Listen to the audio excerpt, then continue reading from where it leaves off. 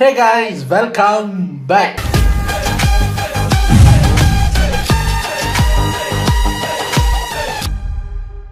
இன்னைக்கு நம்ம எந்த வீடியோக்கு ரியாக்ட் பண்ண போறோம் அப்படின்னு பார்த்தீங்கன்னா நம்ம எரும முருகேசாவில இருந்து வந்திருக்கிற ஒரு வீடியோ.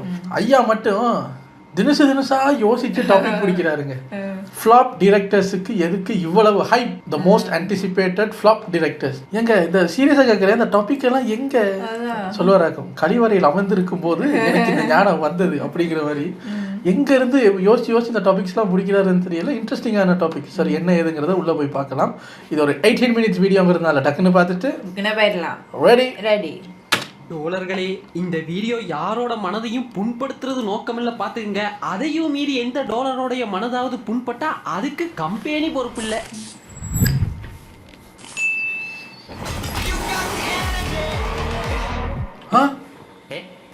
ஓ இவர் சிறுத்தை சிவா.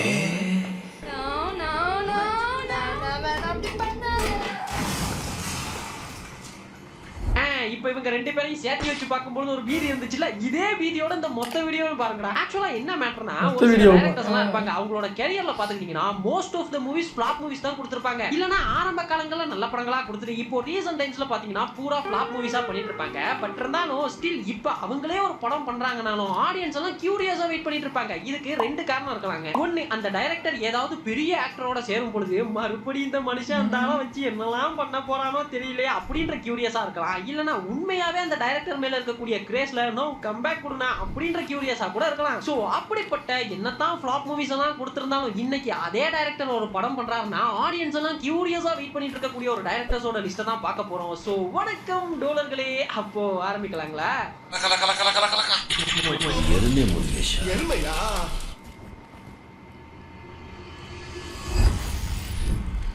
ஓப்பனிங்கே இவர்தானா?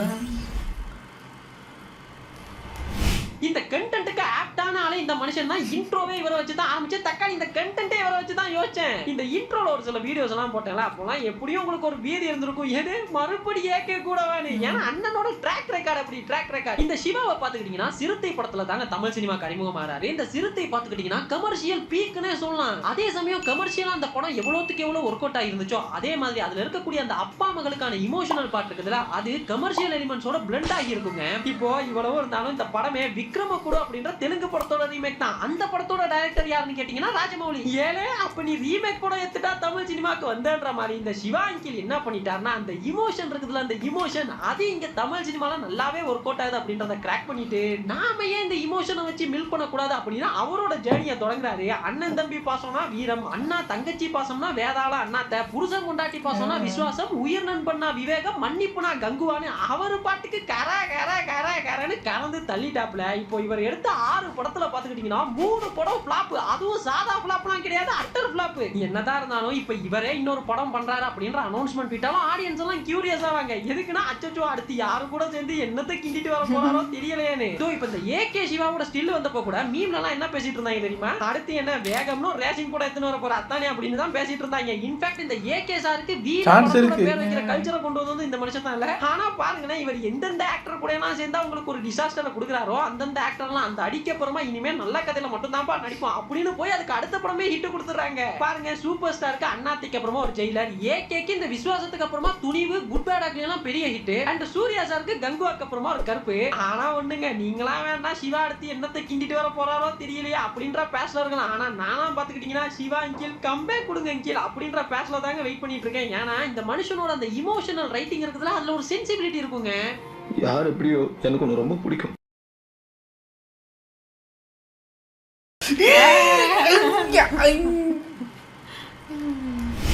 இந்த விக்னேஷ் சிவன் இருக்கார்ல, அவன்லாம் எப்படின்னா ரீசெண்டா அட்மிட் ஆன பேஷண்ட், ஒரு மலையவே சரிச்சு புட்டியாடா அப்படின்ற மாதிரி அடுத்தடுத்து 100 கோர்னு ஹேட்ரிக் அடிச்சிட்டு இருந்த பிஆரையே முடிச்சு வச்சிருக்கேப்பா. இவரோட ஃபிலிமோகிராஃபின்னு பாத்துக்கிட்டீங்கன்னா போடா போடி ஃபிளாப், 400 ஓடி தான் ஹிட். அதுக்கப்புறமா தானா சேர்ந்த கூட்டம்னு ஒன்று பண்றாரு, விச் இஸ் ஆல்ரெடி ஹிட் ஆன ஒரு படத்தோட ரீமேக் பண்ணாது. பட் அதுவுமே இங்க ஃபிளாப். அதுக்கப்புறமா காத்து வாக்குல 2 காதல்னு ஒன்று பண்றாரு, அதெல்லாம் எப்படி ஓடிச்சுனே தெரியல. ஸோ அது ஒரு ஆவரேஜ் அப்படின்ற மாதிரி சொல்லலாம். தென் இப்போ எல்ஐகே விச் இஸ் a disaster.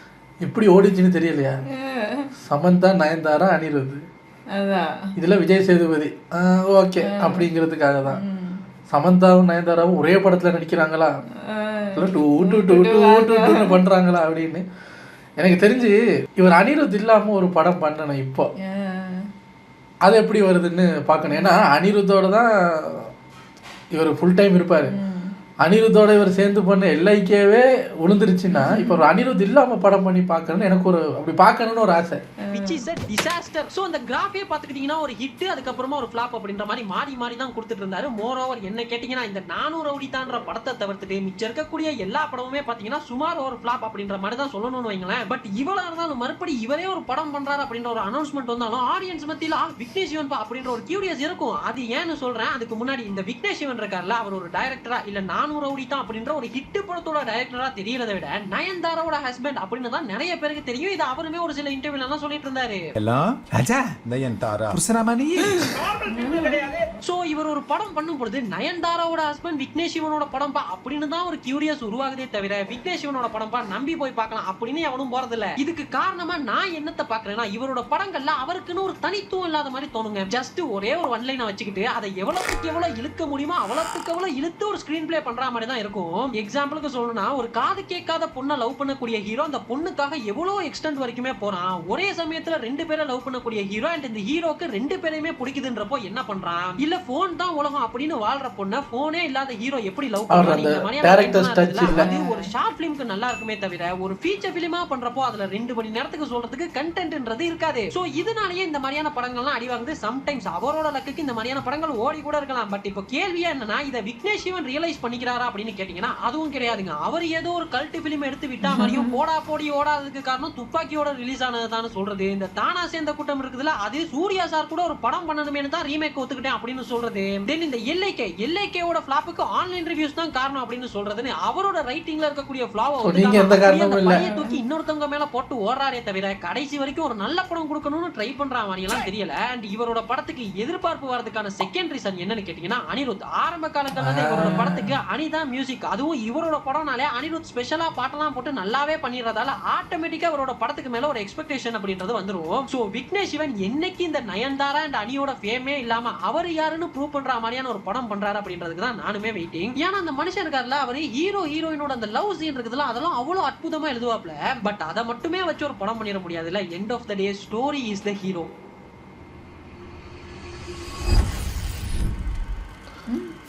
இவரா எதிர்பார்க்கல இந்த லிஸ்ட்ல நீனா கொண்டு வந்து வைப்பேன்னு எதிர்பார்க்கல. இட்லி கடைக்கு முட்டைலாம் கொடுத்துட்டு நானே அண்ணனை தூக்கி இந்த லிஸ்ட்ல வைப்பேன்னு எதிர்பார்க்கல. ஆக்சுவலா இந்த லிஸ்ட்டுக்கு சிவாக்கு அடுத்து ரொம்ப ஆப்டான ஆளே இவரா தான் இருப்பாருன்னு நினைக்கிறேன். நல்லா நடிச்சுக்கிட்டு இருந்த உன்னை யாருப்பா இப்ப டைரக்ஷன் சைடுக்கெல்லாம் வர சொன்னது அப்படின்ற மாதிரி டைரக்ஷன் பண்ண வந்தாப்ல. ஏண்டா நல்லா வளர்ந்துகிட்டு வர ஊரெல்லாம் ஒன்ன பத்தி தான் பேசுறாங்க, எதுக்கு இதெல்லாம்?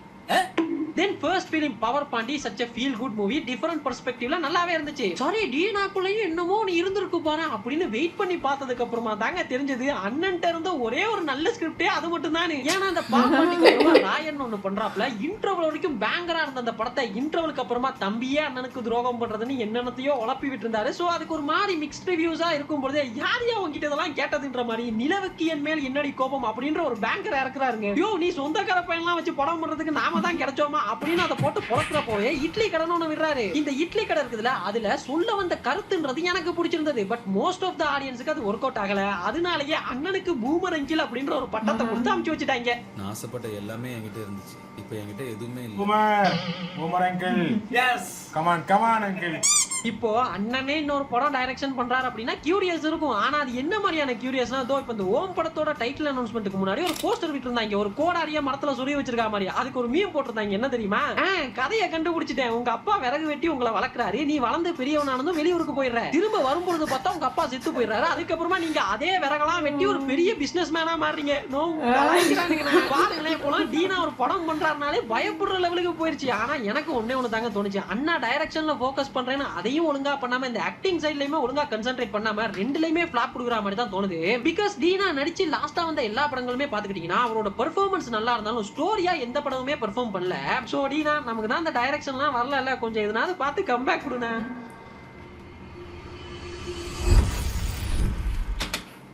டீனா என்ன பண்ணிடுறாரு, கதை கேட்டு தான் அதெல்லாம் ஓகே பண்ணுறாரு. பட் டீனாவோட ஒரு ஸ்டைல் என்ன அப்படின்னா, இப்போ யாராவது ஒரு டைரக்டர், ஒரு புது டைரக்டர் வந்து ஒரு படம் ஹிட்டு கொடுத்துட்டாரு அப்படின்னா டீனா கம்பெனிலேருந்து ஃபோன் போயிடுது. நீங்கள் தானே அந்த படத்தோட டைரக்டரு?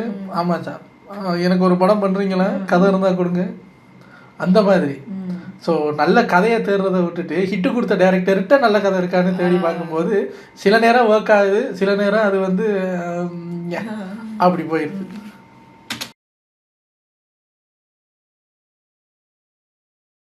எது ஆதிக் ரவிச்சந்திரன் இந்த லிஸ்ட்லயா? ஐயோ, மார்க் ஆண்டனி ஜிபியோட 2 மிகப்பெரிய ஹிட்ட குத்துன உட்கார்ந்திருக்காரு. இவரை போய் இந்த லிஸ்ட்ல சேர்க்கறியான்னு கேட்டீங்கன்னா வாரேன், அந்த மேட்டருக்கு வாரேன். இந்த ஆதிக் இருக்காருல, ஒரு தினுசான பையங்க. எப்படின்னா ப்ரோ அடுத்து என்ன மூவ் பண்ண போறான்னு நம்மளால ப்ரெடிக்டே பண்ண முடியாது. ஏன்னா ஓபன் பண்ணா த்ரிஷா இல்லனா நயன்தாரான்னு ஒரு 18+ ஒரு படம் பண்றாப்ல, கட் பண்ணா அடுத்த படமே எஸ்டிஆர் கூட கமிட் பண்ணி அன்பானவன் அடங்காதவன் அசராதவன் தாத்தாவுக்கும் ஒரு சின்ன பொண்ணுக்கும் லவ்னு உனக்கு இந்தியத்துல வந்து பிளாட் பண்றாப்ல. திடீர்னு பார்த்தா லவ் பண்ணி ஏமாத்திட்டு போற பொண்ணுங்களை கொள்ற சைக்கோ பகீரா அப்படின்னு ஒண்ணு பண்றாரு. அப்படி ஒரு படம் வந்ததே இங்க நிறைய பேர் பார்க்கவே இல்ல. திடீர்னு பார்த்தா டைம் டிராவல் ஸ்டோரின்னு மார்க் ஆண்டனின்னு தியேட்டர் மெட்டீரியல் ஒன்னு இறக்குறாப்ல. யோ நல்லா இருக்குதேயா அப்படின்றப்பவே அதை வச்சு ஏகே சாரோட கால் ஷீட்டை பிடிச்சி அஜித் சாரோட கெரியர்லயே அப்படி ஒரு படம் பண்ணிருக்க மாட்டாரு. எப்படி ஏகே சார் இந்த மாதிரியான படத்துக்கெல்லாம் ஒத்துக்கிட்டாரு அப்படின்னு யோசிக்க வைக்கிற அளவுக்கு ஃபேன் பாய் சம்பவம் அப்படின்ற பேர்ல என்னத்தையோ உனக்கு இந்தியத்துன்னு வராரு. என்ன கர்மையா இது? கர்மம் இல்லைங்க, ஃபேன் பாய் சம்பவம். இப்போ இவரோட பிலிமோகிராஃபி எல்லாம் பாத்துக்கிட்டீங்கன்னா இந்த கரணம் தப்புனா மரணம் அப்படின்னு சொல்லுவாங்கல்ல, கொஞ்சம் பெசக்குனாலும் முச்சு விட்டுருவாங்க. அந்த மாதிரியான கண்டென்ட்ல ஒண்ணுக்கு சம்பந்தமே இல்லாம கொஞ்சம் கூஃபியா தான் பண்ணுவாப்ல. இப்போ கூட பாருங்க, அடுத்து ஏகே வச்சு சென்டிமெண்ட் படம் ஒண்ணு பண்ண போறேன், அது எல்லா ஆடியன்ஸுக்கும் பிடிக்கும் அப்படின்ற மாதிரியான ஒரு டாக் தான் வந்துட்டு இருந்தது. சோ கியூரியஸ் அடுத்து என்னத்தை கிண்டி எத்தனை வருவாருன்றதுலதான். பட் உண்மை என்னன்னா even bro himself can predict his next move. நல்ல டைரக்டர் ஆச்சு.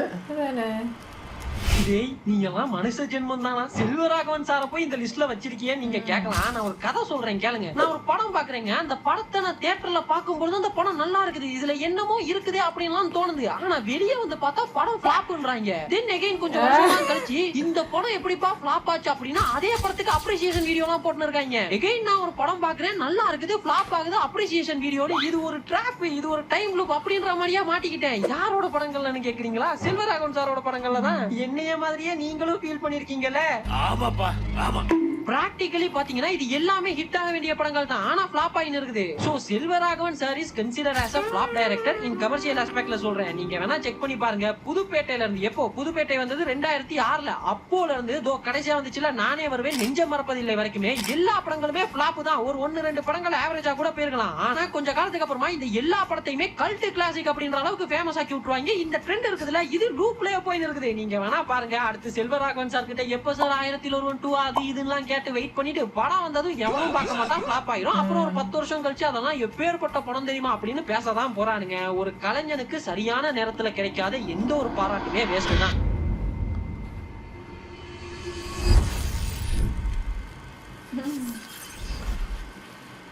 ஆமா, ஏதோ புதுசா பண்ணுவாருன்னு ஒரு ஐடியா இருக்கு. சாரோட படங்கள்லாம் ஒரு ட்ராப்ல மாட்டுன இருக்குதோ அதே போல தான் பார்த்திபன் சாரோட படங்களுமே ஒரு ட்ராப்ல மாட்டுன தான் இருக்குது. ஆனா சின்ன சேஞ்ச் என்னன்னா அந்த ட்ராப்ப பண்ணதே பார்த்திபன் சார் தான். என்னன்னா இவரோட பிலிமோகிராஃபி எல்லாம் பாத்துக்கிட்டீங்கன்னா அப்போல இருந்தே தன்னோட ஒவ்வொரு படங்கள்லயும் எதனாவது புதுசா பண்ணிடணும் அப்படின்ற ஒரு கோலோடயே எல்லா படத்துலயும் எதனாவது ஒண்ணு புதுசா ட்ரை பண்ணினே இருப்பாரு. கதையே இல்லாம படம் பண்றது, சிங்கிள் ஷாட்ல மூவி பண்றது, சிங்கிள் கேரக்டர் வச்சு மூவி பண்றதுன்னு எதனாவது ஒண்ணு பண்ணிட்டே இருப்பாரு. இப்படி எக்ஸ்பெரிமெண்டலா பண்றதாலேயே பாத்துக்கிட்டீங்கன்னா இவரோட படங்கள்ல ஒரு பாதி படத்துக்கு மேல ஃபிளாப் தான். டாப்பா இருந்தாலும் உன் பவர் உனக்கு தெரியாது. உரட்டு பீடனை நீ. பீடையா? சரியான பீடை. என்னங்கடா நான் என்னதான்டா பண்றது எனக்கு புரியலடா. பட் ஸ்டில் இன்னைக்கு இவர் ஒரு படம் பண்றாரு அப்படின்னு சொன்னாலும் அதுக்கு ஆடியன்ஸ் கிட்ட ஒரு எக்ஸ்பெக்டேஷன் இருக்கதான் செய்யுது. என்னத்துக்குன்னா அடுத்து என்னப்பா புதுசா ட்ரை பண்ண போறாரு அப்படின்ற மாதிரியான ஒரு டிஸ்கஷன் இருக்கும். ஆனா அந்த டிஸ்கஷன் பாத்துக்கிட்டீங்கன்னா சோசியல் மீடியா அப்படின்ற லெவல்லயே நின்னும். அதுக்கப்புறமா படமா அது தியேட்டருக்கு வரும்போது பெரிய ரெஸ்பான்ஸ் அப்படின்றது இருக்காது. இதுக்கு ஆடியன்ஸையுமே குத்தம் சொல்லிட முடியாது. பிகாஸ் எக்ஸ்பெரிமெண்ட்லாம் பண்ணலாம், ஆனா ஆடியன்ஸோட பொறுமையை சோதிக்கிற அளவுக்கு டூ எக்ஸ்பெரிமெண்ட்லாம் பண்ணிடக்கூடாதுல. பிகாஸ் ஒரு படம் பிக் ஸ்கிரீன்ல ஹிட் ஆகணும்னா அதுக்கு commercial element is the key. ஆமா, இவர் எங்க போனாருன்னே தெரியலங்க. கடைசியில் ஒருத்தர் வந்தாரு, பேலா மேமா அப்படின்னு வந்தாரு. வந்ததுக்கு அப்புறம் இவர் கரியரே க்ளோஸ் பண்ணிட்டாங்க. அதுக்கப்புறம் ஒரு படம் பண்ணாரு, அது பெருசா போகலை. பாலா மாமாவை செஞ்சு விட்டீங்கல்ல.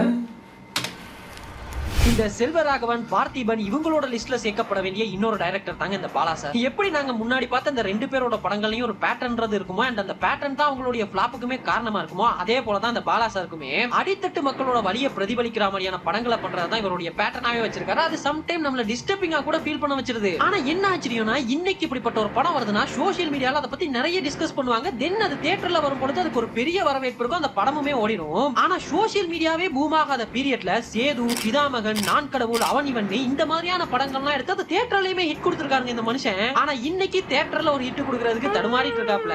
10-12 வருஷத்துக்கு முன்னாடி எப்படி இருந்த பங்காளி தெரியுது, நீ மூடு. என்னதான் இவரோட ரீசன்ட் படங்கள்லாம் டிசாஸ்டரா இருந்தாலும் இவர் ஆரம்ப காலங்கள்ல எடுத்த படங்களால பாலான்ற அந்த பேருக்கு ஒரு பிராண்ட் வேல்யூ இருக்குதுங்க. பல சார், வணக்கம். பல சார், பல சார், என்ன பல சார், நல்ல வேலை பல சார். அது யார் பல சார், என்ன பல சார்.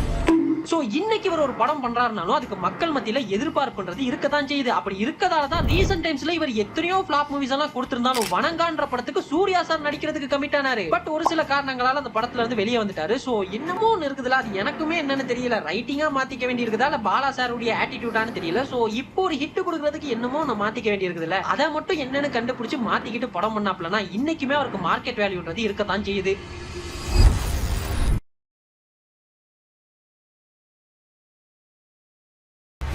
நீ என்னையா எச் வினோத்தெல்லாம் இந்த லிஸ்ட்ல சேர்த்து வச்சிருக்க? அந்த மனுஷனே ஜனநாயகன் ரிலீஸ் ஆகாம டிப்ரெஷன்ல இருப்பாப்ல, நீ வேற ஏயா அப்படின்னு கேட்காதீங்க. வா மச்சான், வா மச்சான், வா மச்சான், உன்னெல்லாம் இப்படி பார்த்து எத்தனை நாள் ஆச்சு அப்படின்ற மாதிரி ஹெச் வினோத் கம்பேக் கொடுத்து ரொம்ப நாள் ஆச்சுன்னு தான் நான் சொல்லுவேன். நான்லாம் எப்படின்னா வினோத்தோட தீரன் அதிகாரம் ஒன்றிலேயே ஸ்ட்ரக் ஆயிட்டேன். அதுக்கப்புறமா வினோத் எத்தனையோ படங்கள்லாம் பண்ணியிருந்தாலும் எந்த ஒரு படமுமே பண்ணாத மாதிரியே ஃபீல் ஆகுதுங்க. ஏங்க நீங்களே சொல்லுங்க, ஹெச் வினோத் அவரோட தீரன் அதிகாரம் ஒன்றெல்லாம் நான் மிஸ்டேலாம் தியேட்டர்ல பார்த்தோம். அப்பெல்லாம் நான் யோசிச்சேன் என்னன்னா, அப்பா தமிழ் சினிமாவுக்கு ஒரு சூப்பர் டைரக்டர் ஒன்று வந்துட்டாரு சார் அப்படின்னு. அதுக்கப்புறம் அந்த பெரிய ஹீரோஸுக்கு படம் பண்ணுறேன்னு போனாரா, அங்கே அவரோட ஸ்டைல் பல விஷயங்களை வந்து காம்ப்ரமைஸ் பண்ண வேண்டியதாக போச்சு. சதுரங்க வேட்டையெல்லாம் நட்டியை வச்சுக்கிட்டு எப்படி படம் இப்போ பார்த்தாலுமே ஃப்ரெஷ்ஷாக இருக்கும். தீரனும் அப்படித்தான். ஸோ அந்த பெரிய ஹீரோஸுக்கு படம் பண்ணுறேன்னு போய் அவரே காணாமல் போயிட்டார். ஆனால் சூப்பர் டைரக்டருங்க. பொட்டன்ஷியல் யூஸ் பண்ணி பண்ண படங்கள் 2 தான். ஒன்னு சதுரங்க வேட்டை, அப்புறம் தீரன் அதிகாரம் 1. இந்த விஷயம் தெரியாதவங்க அந்த படத்தை பார்த்துட்டு அதுக்கப்புறமா வந்த வலிமை, துணிவு, தோ இனி வரப்போதுல ஜனநாயகன் இதெல்லாம் பார்த்தா அந்த படத்தை பண்ணவனா அதெல்லாம் பண்ணா அப்படின்னு கேட்பானா இல்லையா? பண்ணா வச்சுக்கோங்களேன். இப்போ ஒரு படம் பண்றோம், அந்த படம் வந்து கலெக்ஷன் கம்மியாகுது அப்படின்னாலே டக்குன்னு ஆக்ஷனுக்கு தவுடா நம்ம வந்து பெருசா அதை பண்ணலாண்டா இதை பண்ணலாண்டான்ற ஐடியால இருக்கும்போது ஆக்சுவலி இப்போ நீங்க கேட்கலாம், ப்ரோ ஜனநாயகன் தான் வரலையே, வரட்டுமே அதுக்கப்புறமா பேசிக்கலாம். இல்ல இப்ப நான் கேட்கறேன், ஜனநாயகன் தீரன் அதிகாரம் 1 அளவுக்கு இருக்க போதா இல்ல நான் கேட்கறேன் அப்படியா இருக்க போகுதுன்னு. அதாங்க நான் சொல்றேன், அந்த மனுஷன் ஒவ்வொரு படம் கமிட் பண்ணும்போது சரிப்பா அடுத்து தீரன் அதிகாரம் 1 அளவுக்கு ஒன்னு பண்ணிருப்பா வினோத் அப்படின்னு தான் எல்லாரும் சொல்றோம். ஆனா அண்ணால அம்மா சாப்பிட்டு 6 நாள் ஆச்சு அப்படின்னு எதனா தூக்கிட்டு வருவாரு. பிராக்டிகலா பாத்தீங்கன்னா அண்ணனோட எல்லா படமுமே ஹிட் மாதிரி தான். ஆனா ரியாலிட்டியில தீரன் அதிகாரம் 1க்கு அப்புறமா வந்த எல்லா படமுமே ஃபிளாப்னு தான் நான் சொல்லுவேன். ஆனா வினோத்னா கம்பேக் கொடுனா. ஆஹா, ஒன்ஸ் அப்பான் a டைம் ஒருத்தர் இருந்தாப்ல, மனுஷன் ரமணா, கஜினி, ஏழாம் அறிவு, கத்தி, துப்பாக்கின்னு அந்தந்த ஆக்டருடைய கேரியர் பெஸ்ட் கோட்டட் மூவி எல்லாம் லெஃப்ட் ஹேண்ட்ல டீல் பண்ணிட்டு இருந்தாருன்ற மாதிரி கோலிவுட்ல இருக்கக்கூடிய one of the fine tune director தாங்க இந்த ஏஆர் முருகதாஸ். இந்த இப்ப இருக்கக்கூடிய யங் டைரக்டர்ஸ் எல்லாம் கமர்ஷியல் படங்கள்லயுமே நிறைய டீடைலிங் எல்லாம் பண்றாங்க, அதை நாம டிஸ்கஸுமே பண்றோம். ஆனா இதெல்லாம் ஏஆர் முருகதாஸ் அப்பவே பண்ணிட்டு இருந்தாருங்க. அவர் இது வரைக்கும் பண்ண எல்லா படங்களையும் எடுத்து பாத்தீங்கன்னா லாஜிக் மிஸ்டேக்ன்றதே இருக்காது. எல்லாத்துக்கும் ஒரு ரீசன் இருக்கும், ஒரு டீடைலிங் இருக்கும். இப்ப ப்ரோ ஹீரோ 10 பேர் அடிக்கிறாரு, இதுல என்ன ப்ரோ லாஜிக் அப்படின்னு லூசு மாதிரி எதனா தூக்கின்னு வரக்கூடாது. அந்த கதை இருக்குதுல, அந்த கதையில லாஜிக் மிஸ்டேக்ன்றதே இருக்காது. இது ஒரு கமர்ஷியல் படம் தானே, இதுல எல்லாம் வேணாலும் போய் லாஜிக் பாப்பானா அப்படின்னு இஷ்டமேனிக்கு ஒண்ணு பண்ணாம தன்னோட ஒவ்வொரு கதைக்குமே மெனக்கிட்டு இருப்பாரு மனுஷன்.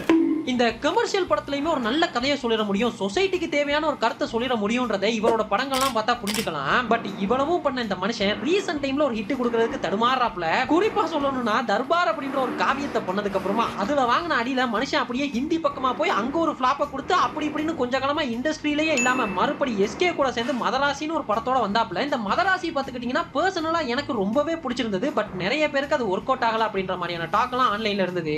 எது எப்படியோ முருகதாஸ் அப்படின்ற அந்த பிராண்டுக்கு ஒரு வேல்யூ இருக்குதுங்க. ஃபிளாப்பே கொடுத்திருந்தாலும் அடுத்து என்ன படம் பண்றாரு, எந்த ஹீரோ கூட சேர்றாரு அப்படின்ற ஒரு எதிர்பார்ப்பு ஆடியன்ஸ் மத்தியில இருக்கத்தான் செய்யுது. ஏஆர் முருகதாஸ் அவரோட படம் அப்படின்னு அந்த ஒரு காலகட்டத்தில் அந்த ஹீரோ யார், படம் என்ன, படத்தோட போஸ்டர் அதெல்லாம் தேவையில்லை, டைரக்டட் பை ஏஆர் முருகதாஸ்ன்னு வந்தால் மட்டும் போதுங்க. நான்லாம் ரெடி ஆயிடுவேன் எப்போ சார் ரிலீஸ் ஆகுது அப்படிங்கிற மாதிரி. ஏன்னா தெரியும் அவரோட அந்த ஃபில்மோகிராஃபியை பார்த்தாலே தெரியும் இவரா ஓகே அந்த அளவுக்கு இருந்தவர். முத 100 கோடியை இன்ட்ரடியூஸ் பண்ணதே அவர் தானே, அப்படி தானே? ஹிந்தியிலலாம் அமீர் கானோட அந்த கஜினி படம் 100 கோடி அடித்தது அப்படின்னு சும்மா பீக்கில் இருந்த மனுஷன். இப்போ என்னடா மதராசி எனக்கும் பிடிக்கும், ஒரே ஒரு சீனை தவிர. எனக்கு மதராசினாலே அந்த சீன் தான் ஞாபகத்துக்கு வரும். இது ஹைலி செக்யூர்ட் பிளேஸ், இது யாரும் வர முடியாது, இப்படி ஒரு இடம் இருக்கிறதே இங்கே பல பேருக்கு தெரியாது. கட் பண்ண சிவகார்த்தி ஆட்டோட வந்துட்டு இந்த ஆட்டோ டிரைவருக்கு தெரிஞ்சு வச்சுல என்ன சார் இப்படி சீன் எழுதிருக்கீங்க அப்படிங்கிற மாதிரி. நல்ல கதை, ஒரு வித்தியாசமான நோய் இருக்கிற ஒரு ஹீரோ அப்படி இப்படின்னு நல்ல ஸ்டோரி, மேக்கிங்கும் நல்லா தான் இருந்தது. சும்மா வில்லன் ரைட்டிங் அப்படி இந்த ஆட்டோவில் வந்து இறங்குனதுல எல்லாம் நக்கிட்டு போயிடுச்சு. இவர் தான் மெயின் இதுக்கு. ராஜேஷா யாரு ப்ரோ, யாருன்னே தெரியல, இதுல ஆடியன்ஸ் எல்லாம் வெயிட் பண்றாங்கன்னு வேற சொல்றியா அப்படின்னு சம்டைம்ஸ் இந்த வீடியோ பார்த்துட்டு இருக்க ஒரு சிலர் கேட்கலாம். ஒரு காலத்துல நல்லா ஃப்ரெண்ட்ஸ் கேங்கோட சேர்ந்து தியேட்டருக்கு போனோமா, ஒன்னா சேர்ந்து மஜா பண்ணோமா, விழுந்து சிரிச்சோமா, ஃபன் பண்ணோமா அப்படின்னு வாரத்துக்கு சிவா மனசுல சக்தி, பாஸ் என்கிற பாஸ்கரன், ஓகேன்னு கோட்டட் மூவி எல்லாம் கொடுத்தவர் தாங்க இந்த ராஜேஷ். இவரோட படங்கள்லாம் ஒரு தனி ஜான்ரானே சொல்ற அளவுக்கு இருந்த இந்த ராஜேஷுக்கு 7.5 சனி ஆரம்பிச்சது ஆலினால் அழகுராஜான்ற படத்துலங்க. அதுக்கப்புறமா வந்த தலைவனோட எல்லா படமுமே ஃபிளாப் தான். அதுலயும் இந்த எஸ்கேவோட மிஸ்டர் லோக்கல் தோ இப்போ வந்துச்சுல ரவி மோகனோட பிரதர், இதெல்லாம் டிசாஸ்டருங்க. என்ன எழுதி அது இவ்வளவும் இருந்தாலும் பட் ஸ்டில் இவரோட படங்களுக்கு ஒரு தனி கிரேஸே இருக்குது. ஏன்னா இந்த மனுஷனோட படங்கள்லாம் ஒரு தனி வைப்னே சொல்லலாங்க. அதுவும் இப்போலாம் பாத்துக்கிட்டீங்கன்னா தமிழ் சினிமால இந்த மாதிரியான படங்களுக்கு தான் ஒரு கேப்பே இருக்குது. ஏன்னா ஒன்னு ஃபேன் பாய் ரெஃபரன்ஸ் அப்படின்னு போயிடுறாங்க, இல்லனா ஃபீல் குட் லவ் அப்படின்ற மாதிரி பண்ணிடுறாங்க. பட் பசங்க பொண்ணுங்கலாம் கேங்கா போய் பார்த்து ரிலேட் பண்ணி சிரிச்சிட்டு வர மாதிரியான படங்கள்லாம் அழிஞ்சே போச்சுன்னு தான் சொல்லணும். இதுக்கு இன்னொரு முக்கியமான காரணம் என்னன்னா, இப்போ தமிழ் சினிமால காமெடியன்ஸுக்கு பஞ்சமே வந்துருச்சு. அப்ப இருந்த யாருமே இப்ப காமெடியனா இல்ல. பட் திரும்ப இப்ப ஜீவா கூட ஒரு படம் பண்றாப்லன்னு நினைக்கிறேன், ஜியோ ஜாலியா இருந்த ஒருத்தன். அதுல இந்த பரிதாபங்கள் சுதாகர் தான் காமெடி நான் பண்றாரு, அண்ட் யுவன் அவருமே ஒன்னு சேர்ந்திருக்காரு. சோ ஒரு கம்பேக் காம்போ தான், பாப்போம் எப்படி வருதுன்னு. சோ நல்லா கவனிச்சு பாத்தீங்கன்னா இந்த கெட்டதுலயே ஒரு நல்லது இருக்குன்ற மாதிரி கோலிவுட் ஆடியன்ஸ் இருக்காங்க இல்லையா, அவங்க எல்லாம் ஃபிளாப் கொடுத்த டைரக்டர்ஸ் எல்லாம் கைவிடுறதே இல்லைங்க. கைவிட மாட்டோம். ஸ்டில் பிலீவ் பண்ணுவாங்க, அவங்க எல்லாம் இன்னொரு படம் பண்ணும்போது கம்பேக் கொடுத்துருவாங்க அப்படின்னு நம்பிட்டு இருப்பாங்க. ஆனா அந்த டைரக்டர்ஸ் எல்லாம் என்ன பண்ணுவாங்க, ஆடியன்ஸோட எக்ஸ்பெக்டேஷன்ல பாஸ்கெட் பால் விளையாட்டு போயிடுறாங்க. ஐயோ அம்மா குத்தி விட்டாடா அப்படி பண்ணாதீங்கப்பா ப்ளீஸ். ஆடியன்ஸ் எல்லாம் என்ன விரும்புறாங்களோ, என்ன உங்ககிட்ட இருந்து எதிர்பார்க்கறாங்களோ அதை உங்களோட சைடுல ஒரு படமா பண்ணுங்க. That is our humble request from உங்களில் ஒருவன். அதாங்க, என்னதான் அதிகமான ஃபிளாப் மூவிஸ் எல்லாம் கொடுத்திருந்தாலும் நீங்க நம்பக்கூடிய டைரக்டர் யார் அப்படின்றத கமெண்ட்ஸ்ல சொல்லிட்டு போங்க. அப்புறம் என்ன கீழே பாருங்க, நம்ம சோஷியல் மீடியா லிங்க் சும்மாவே கிடக்குது, போற போகல அதுக்கு ஒரு ஃபாலோவை தட்டி விடுங்க. அப்புறம் என்னங்க, இன்னொரு ரோஸ்டே அந்த ரோஸ்ட் வீடியோல மீட் பண்ணலாம். அதுவரை நன்றி, வணக்கம். என்னங்க எப்படி பண்ணிவிட்டீங்க? சங்கர் சார் எங்க? நான் அவரை தானே மெயினாக எதிர்பார்த்தேன். இப்போதைக்கு இந்த டாபிக்கு ஏற்ற ஆள் அவர் தானே. இப்போ அடுத்த ஒரு பெரிய ஹீரோவோடையோ இல்லை ஒரு நார்மல் ஹீரோவோடையோ இல்லை ஒரு நியூ ஃபேஸ் கூடிய பாய்ஸ் படத்தில் நடந்த மாதிரி டைரக்டட் பை சங்கர்னா இப்பயும் அந்த ஒரு ஈகர்னஸ் இருக்கும். மெயின் ஆளையே மிஸ் பண்ணிட்டீங்களே சார் நீங்கள். லோகேஷ் கனகராஜ் தான் இப்போ நீங்கள் லாஸ்ட்டாக சொன்ன பாயிண்ட்டுக்கு ஆப்டான ஒரு எக்ஸாம்பிள். மக்கள் என்ன எதிர்பார்க்குறாங்களோ அதை விட்டுவிட்டு தேவையில்லாத ஆணியெல்லாம் பிடிங்கிட்டு இருக்கிறதுல அந்த ஆள் தான் டிகிரி வாங்கியிருக்கேன். அழகாக எந்த டேரக்டர்ஸுக்குமே, தமிழில் எந்த டேரக்டர்ஸுக்குமே அமையாத ஒரு விஷயம் ஹை டிமாண்டில் இருந்துச்சு, எல்சியூ. அதை விட்டுட்டு நான் கூலியை கிண்டுறேன், எலக்ட்ரிக் சுடுகாடு பண்ணுறேன் அப்படின்னு போய் சரி அதுலேயாவது எல்சியூவை கனெக்ட் பண்ணியிருந்தால் அது வேறு மாதிரி தூக்கி இருக்கும்.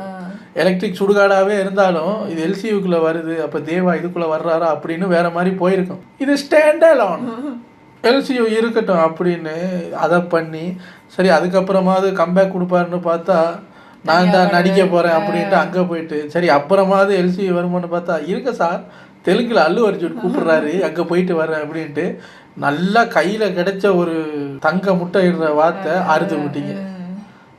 இப்போ திருப்பி அந்த எல்சியூக்கு ஹைப்பு கிரியேட் பண்ணாலும் அது கிரியேட் ஆகுமாங்கிற சந்தேகத்தில் இருக்கு. என்னதான் இப்போ முதல்லாம் எல்சியூ அப்படின்னு சும்மா ஒரு டாப்பிக்கில் எல்சியூன்னு எங்கே பார்த்தாலே அந்த வீடியோக்கு எக்கச்சக்க வியூஸ் வரும். இப்போ எல்சியூ வாங்கடான்னு கூப்பிட்டாலே அவனும் போக மாட்டேங்கிறான். அதெல்லாம் இப்போ இருக்கிற காலகட்டத்தில் சுட இருக்கும்போதே முடிச்சிருக்கணும். இந்நேரத்துக்கு நீங்கள் ரோலெக்ஸுக்கு ஒரு படத்தை பண்ணி விக்ரமை கொண்டு வந்து அந்த எல்சியூவே இந்நேரம் முடிச்சிருந்தீங்கன்னா எல்சியூன்னு ஒன்று இருந்தது பாரு அப்படின்னு அது ஒரு இதாக மாறி இருக்கும், ஒரு பிராண்டாக மாறி இருக்கும். இப்போ நீங்களே வந்து ஐயா எல்சியூ வாங்க வாங்க அப்படின்னாலும் இருங்க சார் சும்மா அப்படிங்கிற மாதிரி தான் பண்ணுவாங்க. நல்ல ஒரு சான்ஸை 50 கோடி ரூபா சம்பளம் தராங்கன்றதுக்காக இழந்துட்டீங்களே சார். இப்போ கைதி 2 வந்தாலும் இருக்கட்டும் அப்புறம் அப்படிங்கிற மாதிரி தான் இருக்கும். இப்போ நீங்கள் போய் நீ அல்லு அர்ஜுன் இப்போ வந்து அட்லியோட படம் முடிக்கணும். அது முடிச்சதுக்கப்புறம் தான் உங்கள் கூட நீங்கள் இப்போ அதுலேயுமே என்னத்தையாவது எலக்ட்ரிக் சுடுகாரு மாதிரி எதாவது கிண்டி வச்சிங்கன்னா அப்புறம் எல்ஜிஓக்கு டோட்டலாக போயிடும். என்னவோ சாட்டு புட்டுன்னு வாங்க சார். உங்களை அடுத்த வீடியோவில் வந்து சந்திக்கிறேன். Take care.